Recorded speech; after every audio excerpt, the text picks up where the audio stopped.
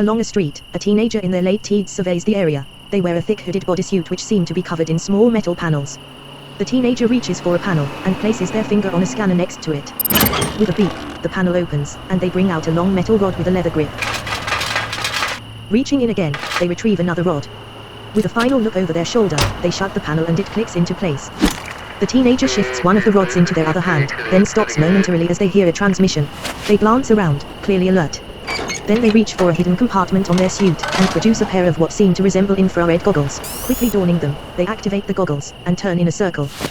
Two men in black attire confront a boy who seems to be in his early teens. The teenager with the goggles can just barely make out the voices, but it is clear what the men intend to do. They wait until the men advance on the boy, then they run toward the men, clicking two buttons on the rods and causing them to light up with a blue glow. Surprised, the men back up. Then take fighting stances. Pulling down their hood reveals the teenager to be Eloquence Reed. He lands a kick to one of the men, who attempts to retaliate with a punch, but Reed simply steps aside, letting the punch miss him by almost a foot. He bats the second man aside with one of his rods. Electricity surging through the man. He is stunned for a moment, then recovers and lands a heavy uppercut that sends Reed flying.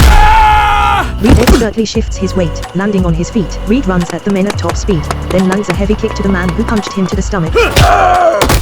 Subduing him, the other man finds an abandoned soda can. Flattening it as best he can, he uses his fingers to stretch it out into a crude melee weapon.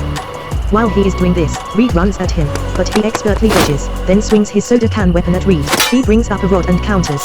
Then the man drops the can in surprise as he is zapped with electricity. Once again resorting to hand-to-hand combat, Reed lands a flurry of punches and kicks, which seem not to faze the man very much, but they still inflict some damage. The man counters with a heavy kick, followed up by a powerful punch which makes Reed land flat on his back and almost hit his head.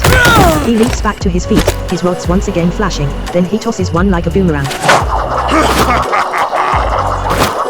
The man laughs as he evades the rod, but Reed had a suspicion that he would do exactly that. He aims his remaining rod while the man is distracted before pressing another button on the handle of the rod. The rod seems to expand into a spade, and he swings it as hard as he can, sending the man tumbling into a nearby yard. Reed quickly dashes over and collects his other rod, then presses a button on the spade and it shrinks back into a rod. The man struggles to his feet, then wincing, climbs over the fence and lands heavily on the ground. He wobbles slightly, then falls again, knocked out. Reed waits for a moment, then inserts his rods back into his suit, before pulling the hood over his head. Sirens wail in the distance, and Reed expertly vanishes into the shadows, then saunters away into the night.